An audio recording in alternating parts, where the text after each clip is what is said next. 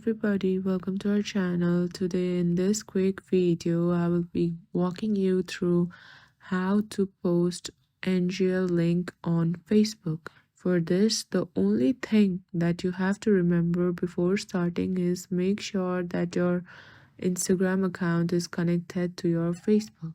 Now after that, open your app store and on the search bar type for NGL Anonymous Q&A. Download it, and after you have it downloaded, open the app. There you will see a link. Tap on copy link. After that, go to your Instagram account and search for any one of the background or photo where you would want to add NGL link on.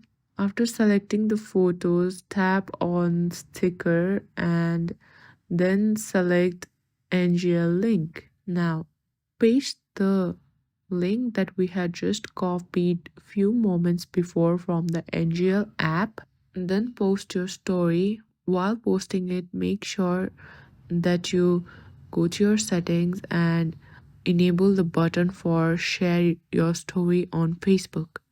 Only then your NGL link will work on your Facebook story. Now, if you only want it on your Facebook story and not in your Insta, you can later delete your Instagram story after having it posted on Facebook.